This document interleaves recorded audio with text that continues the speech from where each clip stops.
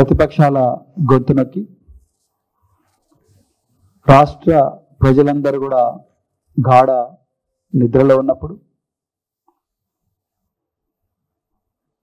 94,000 కోట్ల రూపాయల ఖర్చుతో ఎంతో గొప్పగా ప్రతిష్టాత్మకంగా కట్టిన కాళేశ్వరం ప్రాజెక్టును, ప్రపంచంలోనే రికార్డు సృష్టించిన కాళేశ్వరం ప్రాజెక్టును ఒక కుంభకోణంగా చూపించి తప్పుడు ఆధారాలతో మరి ప్రజలందరూ కూడా గాఢ నిద్రలో ఉన్నప్పుడు రాత్రి 2 గంటలకు 83 క్రిమినల్ కేసులున్న ఒక ముఖ్యమంత్రి, దేశంలోనే ఏ ముఖ్యమంత్రి మీద లేనన్ని క్రిమినల్ కేసులున్న వ్యక్తి పట్టపగలే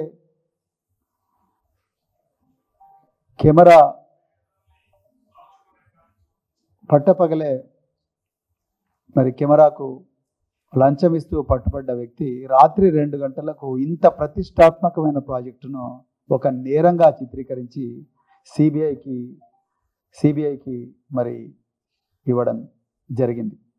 దీన్ని భారత రాష్ట్ర సమితి పూర్తిగా ఖండిస్తున్నది. ఈరోజు తెలంగాణ ప్రజలకు కొన్ని వాస్తవాలు, కనిపించని కుట్రలు వాళ్ళకు చెప్పాల్సిన బాధ్యత భారత రాష్ట్ర సమితి మీద ఉందని చెప్పేసి మేమందరం కూడా భావిస్తున్నాం. ఇది యాదృచ్ఛికంగా జరిగిన సంఘటన కాదు. దీన్ని ఒక బనకచెర్లను చూసినట్టుగానో, లేకపోతే ఒక ఎన్డిఎస్ఏ రిపోర్ట్నో, లేకపోతే ఒక పీసీ ఘోష్ కమిషన్ రిపోర్ట్నో విడివిడిగా చూస్తే ఈ కుట్ర అంత ఈజీగా అర్థం కాదు. ఇది చాలా లోతైన దీర్ఘకాలిక నష్టాన్ని, తెలంగాణ భూములన్నీ మళ్ళా ఎడారుగా మార్చే కుట్రను, తెలంగాణ సంపదనంతా కూడా తెలంగాణ ప్రజలకు తెలియకుండానే ఆంధ్ర ప్రాంతానికి మళ్ళీ 100 సంవత్సరాల పాటు తరలించే కుట్రలో భాగంగానే తెలంగాణ ప్రజలు దీన్ని అర్థం చేసుకోవాలి. ఏ విధంగా జరిగిందనేది నేను వివరిస్తాను. 2023వ సంవత్సరంలో మరి కాళేశ్వరం ప్రాజెక్టు మీద రేవంత్ రెడ్డి, బండి సంజయ్, గంగాపురం కిషన్ రెడ్డి, ఆనాడు బీజేపీ రాష్ట్ర అధ్యక్షుడు, వీళ్ళందరూ కూడా తీవ్ర స్థాయిలో విషయం చెప్పారు. 94,000 కోట్ల విలువైన ప్రాజెక్ట్ అయితే దీన్ని 1,00,000 కోట్ల కుంభకోణంగా చిత్రీకరించి అవసరం అనుకుంటే దాన్ని ఖతం చేయాలని చెప్పేసి ఆనాడు పబ్లిక్గా వీళ్ళు మీటింగులు పెట్టారు. పబ్లిక్గా చెప్పింది. కాళేశ్వరం ప్రాజెక్టు నిర్మాణం జరుగుతున్న సమయంలోనే ఆంధ్రప్రదేశ్లో ఇప్పుడు ముఖ్యమంత్రిగా ఉన్న నారా చంద్రబాబు నాయుడు గారు ఈ ప్రాజెక్టు వద్దు అని చెప్పి దాన్ని వ్యతిరేకించిన వ్యక్తి ఈరోజు ఆంధ్రప్రదేశ్లో మరి ముఖ్యమంత్రిగా ఉన్నాడు. 2023లో అక్టోబర్ 21 నాడు కాళేశ్వరం ప్రాజెక్టులో మేడిగడ్డ బ్యారేజీలో బ్లాక్ నెంబర్ 7లో సాయంత్రం 6:30 పెద్ద పేలుళ్ల శబ్దం వినిపించింది. దీని వెనక ఎవరో అగంతకులు ఉన్నారు అని ఆనాడు అసిస్టెంట్ ఎగ్జిక్యూటివ్ ఇంజనీర్ రవికాంత్ గారు పోలీస్ స్టేషన్లో కంప్లైంట్ ఇచ్చిండ్రు. ఇది నేను ఇదే వేదికగా ఇంతకు ముందు కూడా నేను చెప్పిన 500 సంవత్సరాల్లో ఎప్పుడు లేనంత వరదను తట్టుకున్న ఈ గొప్ప బ్యారేజీలు అక్టోబర్ 21, 2023 నాడు సాయంత్రం 6:30 గంటలకు కేవలం 25,000 క్యూసెక్ల ప్రవాహం ఉన్నప్పుడు ఒక్కటే పిల్లరు, బహుశా 15 కోట్లు 16 కోట్ల విలువ చేసే ఒక్క పిల్లరు పేలులు చేస్తూ కుంగిపోయింది. దాని తర్వాత అక్టోబర్ 22 నాడు మహదేవ్పూర్ పోలీస్ స్టేషన్లో ఇదే రవికాంత్ అనే ఇంజనీరు ఒక కంప్లైంట్ ఇస్తాడు. అది జరిగిన వెంటనే గంగాపురం కిషన్ రెడ్డి సెంట్రల్ వాటర్ కమిషన్కు ఒక లెటర్ రాస్తాడు. ఇది ఘోర విపత్తు, స్వతంత్ర భారతదేశంలో ఇప్పుడు జరగలేదు.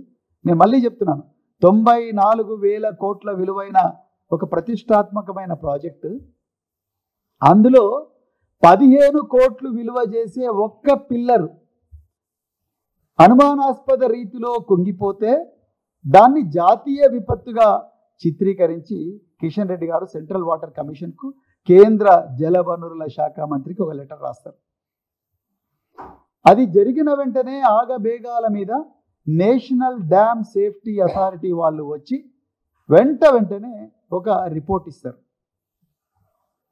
ఆ రిపోర్టు ఇచ్చిన రిపోర్ట్లో ఎక్కడ కూడా ఈ పేలుళ్ల గురించి కానీ, ఈ ఒక్కటే పిల్లరు 15 కోట్ల రూపాయల విలువైన పిల్లలు కుంగిపోవడం కానీ, దాని గురించి ఆ అగంతకుల గురించి కానీ, పోలీస్ కేసు గురించి కానీ నేషనల్ డ్యామ్ సేఫ్టీ రిపోర్ట్ మాట్లాడదు. ఎంతసేపు పైపింగ్ అంటే రాఫ్ట్ కింద నుంచి ఇసుక కరిగింది.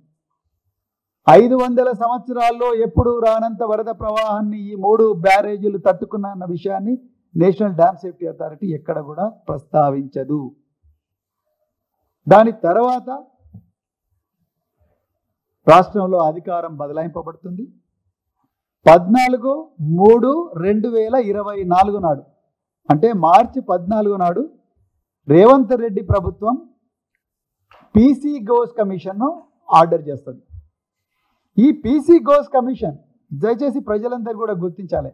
ఈ పీసీ ఘోష్ కమిషన్కు ఇచ్చిన టర్మ్స్ ఆఫ్ రిఫరెన్స్ ఏంటయ్యా అంటే, ఈ కాళేశ్వరం ప్రాజెక్టులో ఏమైనా నెగ్లిజెన్స్ జరిగిందా, డిజైన్ లోపాలు ఏమైనా ఉన్నాయా, డిజైన్లు చేయడంలో నెగ్లిజెన్స్ జరిగిందా, అదేవిధంగా ఆపరేషన్ అండ్ మెయింటెనెన్స్లో ఏమైనా నెగ్లిజెన్స్ జరిగిందా, ఏమైనా అవకతవకలు ఉన్నాయా, దీని వెనక ఈ అవకతవకలకు ఏ ప్రభుత్వ అధికారి కారణం, ఏమైనా పబ్లిక్ అఫీషియల్స్ కారణమా అని చెప్పి 3-4 టర్మ్స్ ఆఫ్ రెఫరెన్స్ ఇచ్చి ఆ జివో అప్పుడున్న ఇరిగేషన్ సెక్రటరీ ద్వారా రిలీజ్ చేసింది.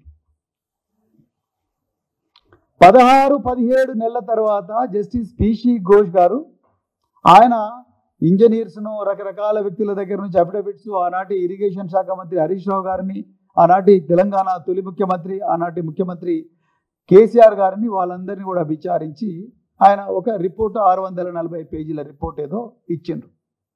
ఆ రిపోర్టు ఇవ్వకముందే, అసెంబ్లీలో పెట్టకముందే ఒక 60 పేజీల సినాప్సిస్ మీడియాకు లీక్ అయిపోతుంది. అంటే ఆ రిపోర్ట్లో ఏముందనేది మీడియాకు ముందరనే తెలుస్తుంది.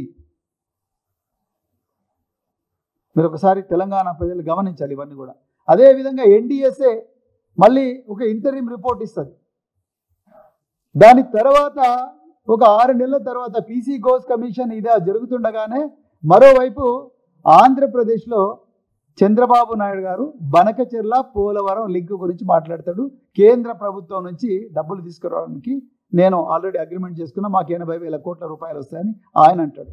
అంటే 2023లోనేమో దీని మీద ప్రాజెక్ట్ మీద విషయం చెప్పడం, 2023-21 నాడు ప్రాజెక్టులో ఒక పిల్లర్లో నిలువున పేలుడు కావడం, దాని తర్వాత పోలీస్ కేసు రిజిస్టర్ కావడం, దాన్ని ఎవరు పట్టించుకోకుండా ఉండడం, 2024లో రేవంత్ రెడ్డి ముఖ్యమంత్రి అయిన తర్వాత పీసీ ఘోష్ కమిషన్ రావడం, పీసీ ఘోష్ కమిషన్లో 50-60 మంది ఇంజనీర్లను, కొంతమంది సివిలియన్స్ను, రిటైర్డ్ ఇంజనీర్ల అఫిడవిట్లు తీసుకోవడం, వాళ్ళని విచారించడం, వాటికి టర్మ్స్ ఆఫ్ రెఫరెన్స్ కూడా వీళ్ళే ఇవ్వడం, పీసీ ఘోష్ కమిషన్ కొన్ని ఇర్రెగ్యులారిటీస్ జరిగి 6 కోట్ల రూపాయలు రికవర్ చేయాలని వాళ్ళు చెప్పడం, ఇదంతా చూస్తుంటే మీరు PC Ghosh commission terms of reference చూస్తేనే మీకు అర్థమైపోతుంది.